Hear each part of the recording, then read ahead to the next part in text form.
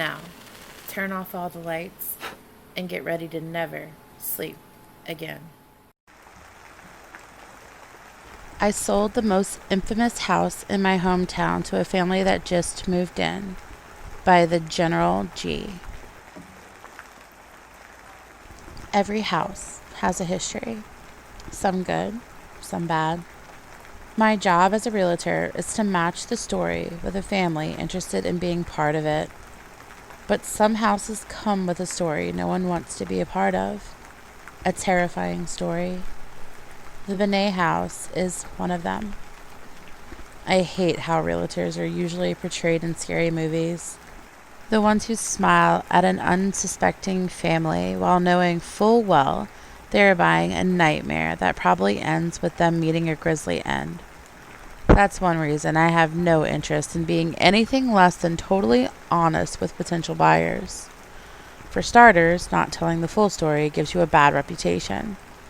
In this day and age, any aspiring buyer can easily find the story themselves on the internet, so if anyone tells them, better you than the gossipy woman down the street. Besides, I've learned that horrible shit happening in a house isn't a deterrent like it used to be. If anything, it makes the place a hot commodity, morbid though it may be.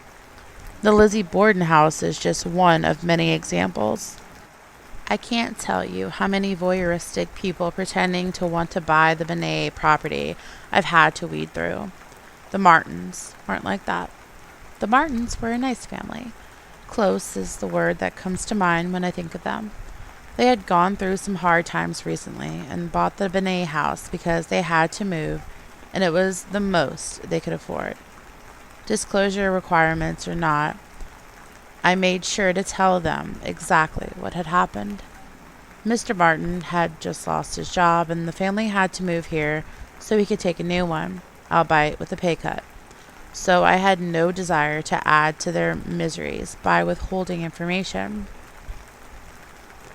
On the night of August 30th, 1985, the Benet family was asleep in their beds when each member of their family fell victim to an axe. Dad Robert and Mom Marilyn were found slain in the master bedroom, still in bed. The children, Andy, age 18, Corey, age 14, and Tabitha, age 9, were also found in their beds. Each member had sustained numerous blows to the head. Since it was a hot night, the family had left their windows open, and it was concluded that the intruder, whoever they were, had entered that way. There was also no sign of the murder weapon, as whoever was responsible had taken it with them. All the neighbors claimed to have not heard a sound, and no one suspected a thing until Robert didn't show up for work. Someone from his office came looking for him because not showing up to work without calling was not something Robert would do.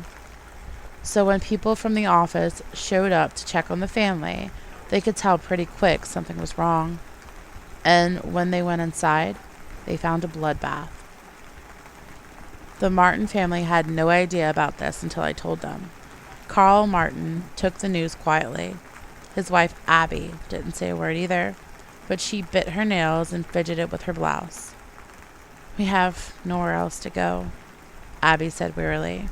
"We've tried everything else we can think of. It's basically a choice between this and living in our car." I couldn't tell if she was speaking to me or her husband. Probably both. "All houses have histories, right?" Carl chimed in. "Bad things happen everywhere. It's just a question of whether we know about it." "That's absolutely correct," I agreed immediately. "And nothing bad has happened in that house since." "Really?" Abby asked. "Yes, but in the spirit of total honesty, that's because the house hasn't been occupied long enough for anything to happen, good or bad." Carl ran a hand through his hair. "Has anyone bought the house since it happened?" "No." "Why are you being so honest with us?" Abby looked at me, not quite sure what to think. "For starters, if I didn't tell you, you could easily just find out on the internet. Or you would immediately find out where you lived if people around here asked what house you bought. Besides, I'd rather you hear the truth from me rather than some half-baked nonsense from somebody else. What nonsense would be here? Everyone in this town knows the story of the Benet house. While no one has actually lived in it, plenty have stepped foot in it. My brother and his friends used to dare each other to see how long they could spend near it or inside it at night. For decades, cops have had to chase kids away from it, and everyone has a theory about what happened. Since it happened during the peak of the so-called satanic panic, that was a popular theory at the time. But aside from that, there was the usual gossip and innuendo. Drug gangs because of the violence. Anyone in this town will tell you the place is haunted. A story a friend of a friend told them about seeing figures walk past the windows at night. But the facts are that the Benet family was murdered in that house. The killer or killers were never caught, and the house has been vacant ever since. The Martins were silent for a moment before Abby spoke up. I suppose we could always just sage the place. That you could. With that, the Martins agreed to buy the Benet house. But before they moved in, I had one final word with the two of them. If you run into any, for lack of a better word, issues, please don't hesitate to contact me. I mean it. Thank you, Kara, Carl said gratefully. We appreciate everything. And with that, the Martins moved into the most infamous house in my hometown. The one that looks startlingly normal, except for the overgrown lawn and the faded facade. I had no idea what to expect when the Martins moved in. Sure, I toured the house with them, my respectable pumps clacking gently on the floor. I'll admit that being in there made me a bit nervous. But that's because it's the house I had spent my entire life hearing stories about. Do I believe in ghosts? Depends on what you call a ghost. I certainly believe every house has a story, and that if the story is bad enough, it seeps into the walls and leaves a trace, like how a leak causes mold. Walking through the dated bungalow was surreal. The kitchen, dining room, and living room were pretty average, but the second floor was another story. As I led the way up the stairs, I couldn't help but think they were the exact same steps the killers took. But the worst was the bedrooms. Walking in there made me shudder when I realized we were some of the first people to set foot in there since the crime. The master bedroom was the eeriest. There were no bloodstains, no boogeymen lurking on the closet, but I couldn't forget what happened here. I could talk about the closet space and the master bath all I wanted. All that I could think of was how removing the bloody carpet had exposed some lovely hardwood floors. I wasn't walking through the house with a crucifix in front of me or anything, but I had spent my childhood hearing stories about hearing screams at 3 a.m., the time they estimate the Benets were murdered. Or that my brother's friend Danny swore he saw a face staring back at him from the master bedroom window that time he rode past here on his bike in the 7th grade. Nothing happened during the tour, but that didn't stop me from going home that night and doing some serious damage to a bottle of Pinot Grigio. The Martins signed all the paperwork, and the only thing left was to make sure the house was up to code in every respect. That was harder than usual, as several contractors and inspectors I've worked with countless times refused to set foot in the Benet house. But we eventually got someone to do it, and when it was given the all clear, the Martins moved in. As I gave them the keys, I told them both, "Let me know how you're doing. If anything happens, please call me immediately and I'll do what I can to help." They nodded gratefully, walked inside, and they officially owned the Benet house. I'm not a religious person by any stretch of the imagination, but as I walked back to my car and looked at the split-level house, I silently said a prayer for them. Each day after they had moved in, I was on edge that I would get a phone call from Abby or Carl, but it didn't come. One at a time, the days came and went, and I heard nothing. No news was most definitely good news. As time went on, I began to relax. I was good at my job, and maybe I should give myself credit for helping people down on their luck get a house. Sordid history or not. After about a month, the Martins invited me over for dinner. I accepted it without hesitation, because if any home needed a proper housewarming event, it was this one. But aside from that, I was curious to see what they did with the place, and I pride myself in going the distance for my clients. My goal is to help them find a home, not a house. I arrived right on time at 7 p.m., bottle of Moscato in hand. When I knocked, Abby answered the door. Perfect timing. We were just about to sit down, she said excitedly before I handed her the bottle of wine and followed her inside. The minute I stepped inside, I was stunned. It felt completely different from when I had last been here. This time it actually felt like a normal residence. But aside from the delicious smells coming from the kitchen, I thought I smelled something underneath it. The pungent smell of burned sage. When I set foot in the dining room, I noticed Abby and Carl had invited over more than just me. Kara, this is my sister Jody, my brother Christian, his wife Melody, and their daughter Dakota, Abby said, introducing me to a slender blonde woman, a handsome man with closely cropped brown hair, a tall, willowy redhead, and a girl who couldn't have been more than 8 and just looked like a younger version of her mother. This is Kara, the wonderful realtor who helped us get the house for a great price.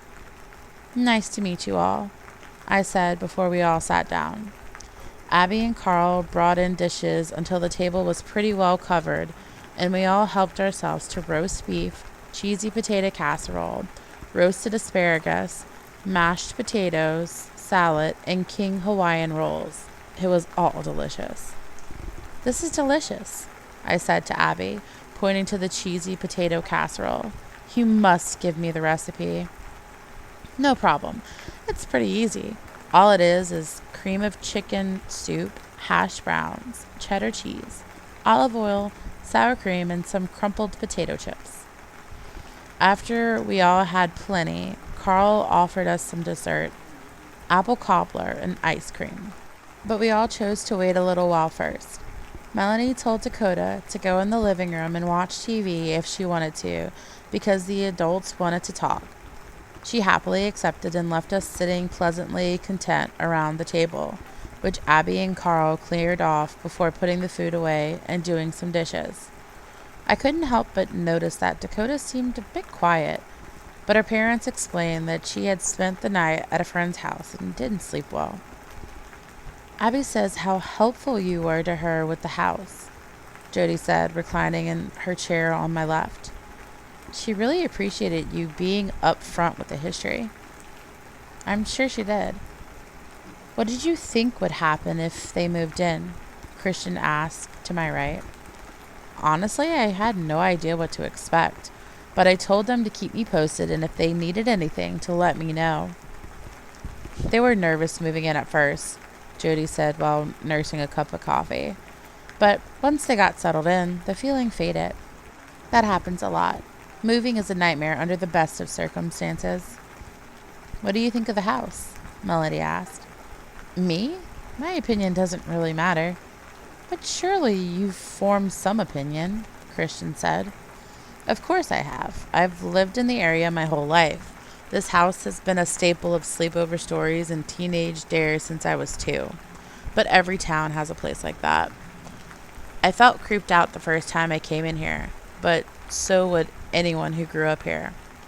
Abby and Carl have done a first-rate job making an old house into a home, and I hope they have many happy years here. That's my opinion. We're just concerned is all, Jody explained. Abby is our little sister, and we don't want anything to happen to her. Nor do I. At that moment, Dakota walked back in the dining room with several pieces of paper clutched in her hand. Hi, sweetie. Did you get tired of watching TV? Melody asked upon noticing her daughter. Yes, Mommy. So I finished coloring my pictures from earlier. I want to give them to Aunt Abby and Uncle. Well, that's very nice of you. They'd be so happy to have your drawings. Can I see them? Sure, was all she said before handing them over. As Melody studied them, I saw her entire demeanor change. Do you like them? Dakota asked quietly while her mother studied the pictures. Yes, sweetie, I do. But I need to speak with your dad about something. So please go read your book in the other room. I'll be right out to get you. As Dakota shuffled out of the room, Melanie showed the drawings to her husband. He didn't say a word before Melody showed them to Jody and myself. The first picture was of a man staring at a house, clutching what looked a lot like an axe with a smear of red on it. The drawing was of the usual quality for that age, all scribbles and mishap figures amidst a sea of bright colors. But the house in the picture looked a lot like this one and was the exact same color. It was also pretty clear from the dark sky and the small yellow dots that it was nighttime in the picture. The second drawing was even creepier. It showed what was clearly a man and woman lying in bed, with the same man from the first drawing watching them, still holding what looked like an axe. It's amazing how terrifying a few colorful scribbles could be. None of us said a word while Melanie went to get her daughter. When they were both back in the room, she sat down and faced Dakota. Sweetie, we all love your drawings, so much so we want to know more about them. Who is this? She asked, pointing to the man with the axe. At that precise moment, Carl and Abby walked back into the dining room. Okay, who's in the mood for some dessert? He asked cheerily while clapping his hands together. It sounds great, but we really should be going, Melanie said, quickly folding up the pictures so they wouldn't be seen. I understand, he nodded. Can I get you some leftovers to go? No, I think we're good, Christian spoke up, but thank you so much for your hospitality. They exchanged a quick goodbye and didn't say a word about their daughter's drawings. I managed to slip Melanie my business card and told her to call me for any reason. I went home soon after, relieved that the house seemed so normal, but I couldn't shake what I had seen Dakota draw. Kids, especially kids these days, have wild imaginations, but that couldn't have been a coincidence. Maybe she overheard her parents talking about something. I spent the next few days trying to forget about creepy drawings. Eventually, I was successful and busied myself with other real estate deals. At least I did until my phone buzzed one day and I got a text from Melanie. Dakota's latest drawing. She drew them while we visited Abby and Carl again. Accompanying the caption were two pictures that were more terrifying than the first ones. The first picture showed a black humanoid-type mask leering down at a young man while he slept in his bedroom. The second one showed a man and woman in bed with their eyes closed, their bodies marked up with red squiggles and lines that looked downright disturbing. But the worst part was how I noticed now the people in bed looked like Abby and Carl. I called Melody immediately. That's not the worst part, she answered immediately, the fear palpable in her voice. When we went over there, Dakota hugged both my sister and brother-in-law tightly without warning and said, I don't want anything bad to happen to you, and I don't want the Nightman to hurt you. The Nightman? Was all I could get out. My legs felt wobbly. Yes, and when I asked him who that was, all she said was someone she saw and he scared her. I asked her where she saw him, and she said, in a house just like Aunt Abby's. What did your sister and Carl say? They were just like, what is she talking about? And I didn't dare tell them about the pictures. Carl, what the hell do I do? I don't know. Have they said something to you about anything odd happening?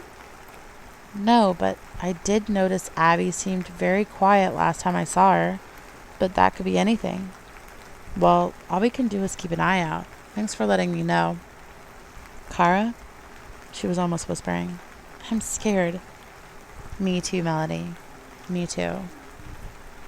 The next few days were nerve-wracking. I drove past the Martin house, half terrified of what I would see or find. There was nothing out of the ordinary, although I had no idea what I expected. But nothing prepared me for what happened 2 weeks after the phone call. One afternoon, Melanie had taken Dakota over to her friend Carissa's house.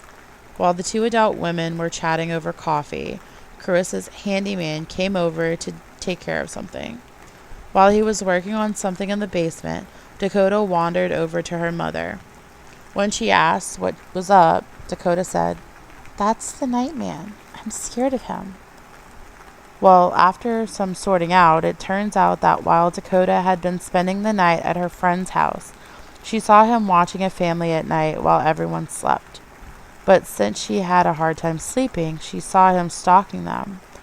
While spending the night at a different friend's house about half an hour away, she woke up and saw a couple dead in their bed, the handiwork of the Nightman. But since Dakota didn't know any better and didn't see anyone there, she didn't think anything of it.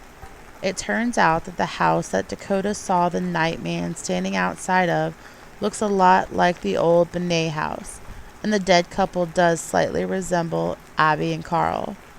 The guy was arrested and eventually convicted of killing the couple, and Dakota stopped drawing creepy pictures. But everyone is happy she did, because there's no telling how long that guy would have been out there unchecked had she not. But I'm pleased to report that Abby and Carl are happily settled in and getting back on their feet, with no creepy activity to speak of.